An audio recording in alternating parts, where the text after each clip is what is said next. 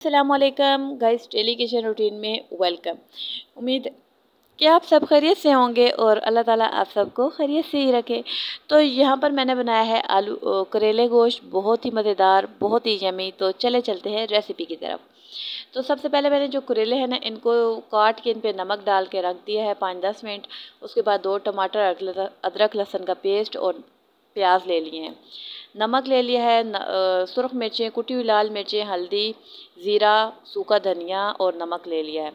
उसके बाद मैं ये सारी चीज़ें और मसाले पानी में डाल के कुकर में रख दूँगी।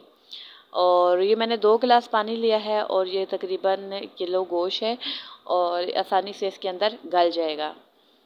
सारे मसाले भी डाल देंगे हम। कोई एक्स्ट्रा मसाला मैंने डब्बे का कुछ यूज़ नहीं किया, बल्कि ये घर के ही मसाले हैं। इनसे बहुत ही मज़ेदार गोश्त बनने वाला है।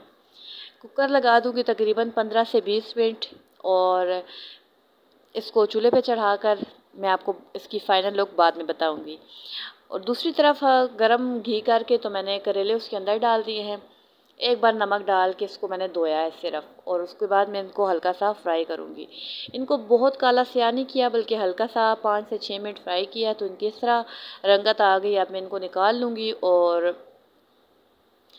जो है ना गोश्त की तरफ चलते हैं कि उसकी क्या हालत है।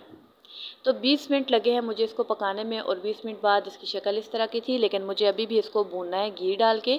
तो मैंने जिस घी में करेलों को फ्राई किया ना, मैं उसी घी में सारा गोश्त डाल रही हूँ ताकि ये अच्छे से कढ़ाई में भून जाएगा। तो आप चाहें तो कुकर में भी घी डाल के इसको भून सकते हैं, लेकिन मैंने कढ़ाई में निकाल लिया ताकि आसानी से रोस्ट हो जाए। अब इसको इतना हम भूनेंगे कि इसके अंदर से ये जो सारा पानी है ना, ये खुश्क हो जाए और अच्छे से ये फ्राई हो जाए। और जब तक ये फ्राई होता है तब तक आपसे ये रिक्वेस्ट है कि अगर आप चैनल पर नए हैं तो सब्सक्राइब करें, और अगर आप को वीडियो पसंद आती है तो लाइक किया करें और यूँ ही सपोर्ट करते रहा करें। और यहाँ पर ना गोश्त बिल्कुल फ्राई होने में है, लेकिन मैं चाहती हूँ कि ये बहुत ही अच्छा सा रोस्ट हो, और इसको मैं थोड़ा सा 2-3 मिनट और फ्राई करूँगी।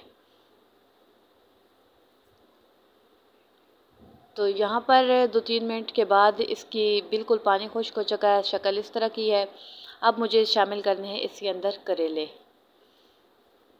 तो देखें घी इस तरह आपका भी निकल आए, सेपरेट हो जाए, तो फिर आप करेले शामिल कर दें।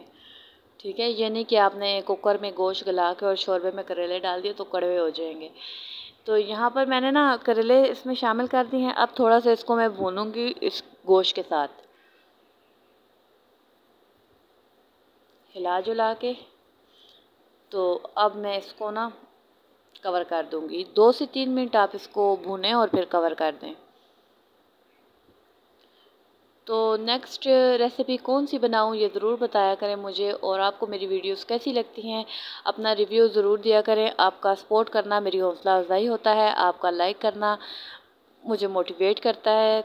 और यहाँ पर देखें गोश्त बिल्कुल रेडी है, और अब मैं इसको 2-3 मिनट कवर कर दूँगी। और उसके बाद मैंने इसको प्लेट में निकाल लिया, और ये इसकी फ़ाइनल लुक है। और इतना टेस्टी गोश्त आपको सिर्फ घर में ही बनाने को मिलेगा, बाज़ार से ऐसा कहीं भी नहीं मिलेगा। तो आप बनाएं करेले गोश्त और इन्जॉय करें। और तब तक के लिए मुझे दें इजाज़त। मिलते हैं नेक्स्ट वीडियो में। अल्लाह हाफ़िज़।